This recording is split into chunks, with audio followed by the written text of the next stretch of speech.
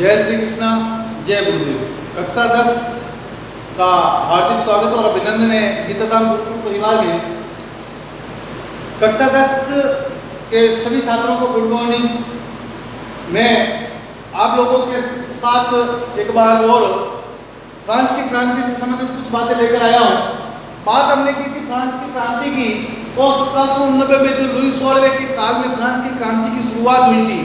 14 जुलाई 1789 के अंदर बास्तिल दुर्ग पर जो आक्रमण हुआ था, और इसी के साथ फ्रांस की क्रांति की शुरुआत होती है। इसके बाद हमने देखा कि 20 अगस्त 1789 को तृतीय स्टेट जनरल ने अपने आप को राष्ट्रीय नेशनल असेंबली घोषित कर दिया था, और इसके बाद धीरे फ्रांस के शासक लुई 16वें ने भी तृतीय स्टेट जनरल को राष्ट्रीय सभा की मान्यता दे दी थी।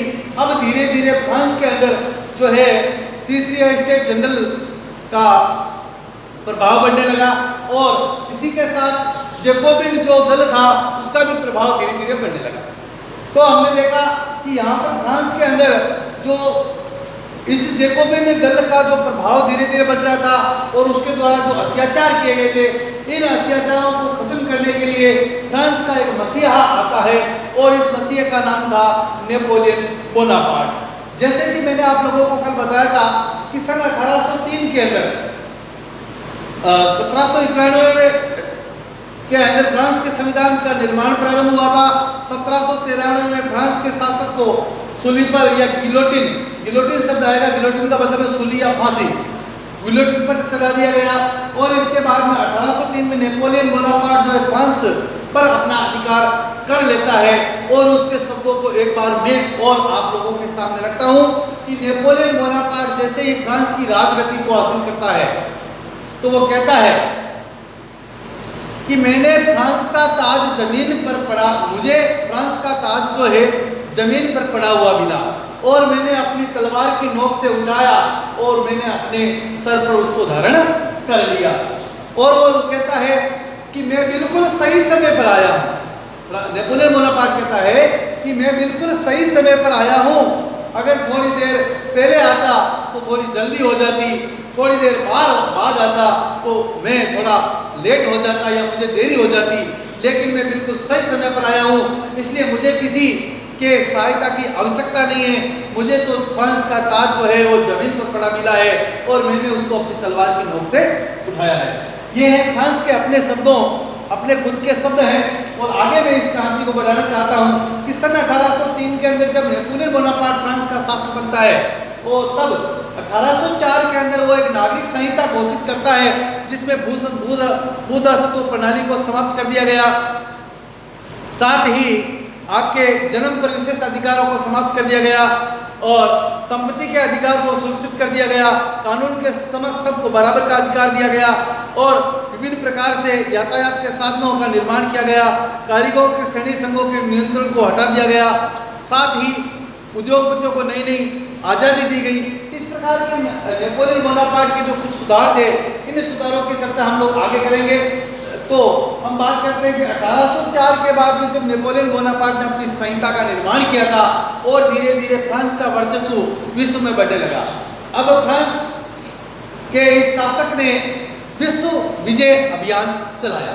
इस विश्व विजय अभियान के अंदर फ्रांस ने सबसे पहले जो है अपने ऑस्ट्रिया को, वियना को, इस प्रकार के छोटे छोटे को देशों को जीतना प्रारंभ किया।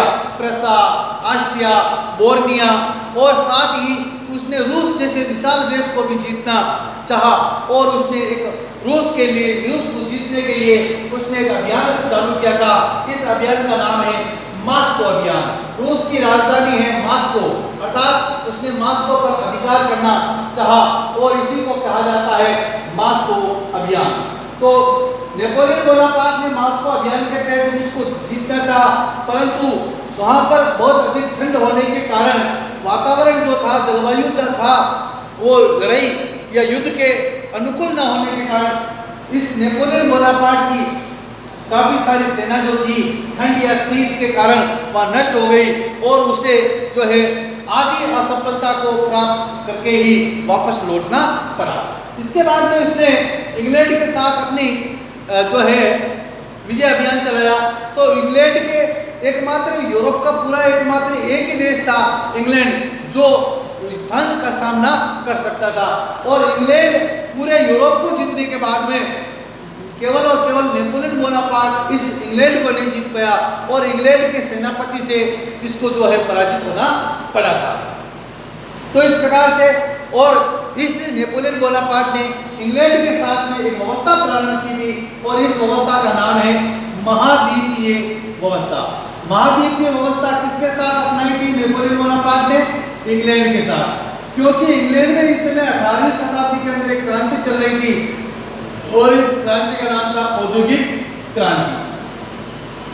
तो इंग्लैंड को बहुत अधिक कच्चे माल की आवश्यकता थी, तो नेपोलियन बोनापार्ट ये चाहता था कि इंग्लैंड को किसी भी प्रकार से जो है कच्चा माल प्राप्त न हो। इस कारण से इंग्लैंड के साथ जो है नेपोलियन बोनापार्ट ने महाद्वीपीय व्यवस्था अपनाई। अंततः और जो है इंग्लैंड को किसी और तरीके से जो है कच्चा माल प्राप्त हो गया। इंग्लैंड की तो औद्योगिक क्रांति सफल हो गई, लेकिन नेपोलियन बोनापार्ट जो है वो इंग्लैंड को जीतने में असफल हो गया था। अब इसके बाद में हम बात करते हैं, एक देश आता है जिस देश का नाम है स्पेन। स्पेन देश था जो नेपोलियन बोनापार्ट के साथ बहुत अधिक महत्वपूर्ण सहानुभूति रखता था, लेकिन एक्चुअल में हुआ क्या था कि स्पेन के सम्राट और स्पेन के राजकुमार के बीच में आपस में बाप बेटे के बीच में राजनीतिक मतभेद हो गया और उसी राजनीतिक मतभेद को खत्म करने के लिए नेपोलियन बोनापार्ट जाता है स्पेन। कहाँ पर जाता है? स्पेन जाता है। और स्पेन जाकर के नेपोलियन बोनापार्ट ने स्पेन को सम्राट को अपनी राजगद्दी से हटा दिया और वहां पर नेपोलियन बोनापार्ट ने अपने भाई जोसेफ बोनापार्ट को जो है स्पेन का सम्राट बना दिया। अब विवाद ये हुई कि स्पेन के सम्राट और स्पेन की प्रजा ने कहा कि हम लोगों ने तो नेपोलियन के साथ बहुत अधिक सहानुभूति रखी है, इसका सहयोग किया है, इसके बावजूद भी नेपोलियन बोनापार्ट ने स्पेन को हड़प लिया है। इस कारण से स्पेन जो था वो आपके नेपोलियन बोनापार्ट के विरुद्ध हो गया और धीरे धीरे ये इतना विरुद्ध हो गया कि इतिहास में कहा जाता है कि स्पेन का जो नासूर था, नेपोलियन बोनापार्ट का जो नासूर था, नेपोलियन का नासूर किसको कहा जाता है? स्पेन को कहा जाता है, क्योंकि एक बीमारी होती है नासूर की बीमारी। धीरे धीरे किसी व्यक्ति को अगर नासूर की बीमारी हो जाती है तो उसका पूरा शरीर नष्ट हो जाता है। इसी प्रकार स्पेन के अंदर जो हस्तक्षेप किया था नेपोलियन बोनापार्ट ने, ये स्पेन का नासूर जो था नेपोलियन बोनापार्ट के लिए बहुत बड़ा नासूर साबित हुआ और उसके पतन का कारण बना। पतन का कारण कैसे बना? सन 1815 की बात करते हैं। 1815 में एक्चुअली हुआ क्या था? स्पेन, ऑस्ट्रिया और प्रसा, ये तीन देश मिलकर के सन 1815 के अंदर नेपोलियन बोनापार्ट के साथ में एक युद्ध करते हैं और इस युद्ध का नाम है वाटरलू का युद्ध। कौन सा युद्ध है? वाटरलू का युद्ध। और इस वाटरलू के युद्ध में स्पेन, ऑस्ट्रिया और प्रसा तीनों महाशक्तियों ने मिलकर के नेपोलियन बोनापार्ट को पराजित कर दिया और इसी के साथ नेपोलियन बोनापार्ट का फ्रांस पर हमेशा के लिए शासन समाप्त हो गया। तो इसी प्रकार कहा जाता है कि स्पेन का हस्तक्षेप नेपोलियन बोनापार्ट के लिए एक नासूर साबित हुआ और वाटरलू के युद्ध में स्पेन, ऑस्ट्रिया और प्रसा तीनों ने मिलकर के वाटरलू के युद्ध में सन 1815 के अंदर नेपोलियन बोनापार्ट को पराजित कर दिया।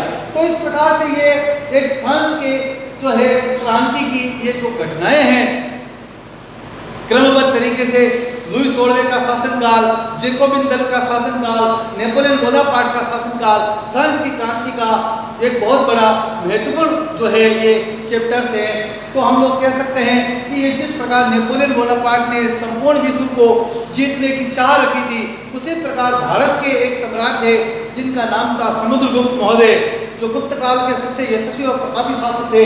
इनको भी भारत का नेपोलियन कहा जाता है। तो इसी के साथ हम कह सकते हैं कि 1815 में स्पेन, ऑस्ट्रिया और प्रसा ने मिलकर के नेपोलियन का पतन किया और ये फ्रांस की क्रांति का चैप्टर यहाँ आकर के खत्म होता है। इसी के साथ मेरा आप सभी को जय श्री कृष्णा, जय गुरुदेव, धन्यवाद। इसी प्रकार आप लोग हम लोगों से जुड़े रहिए और हमारे चैनल को देखते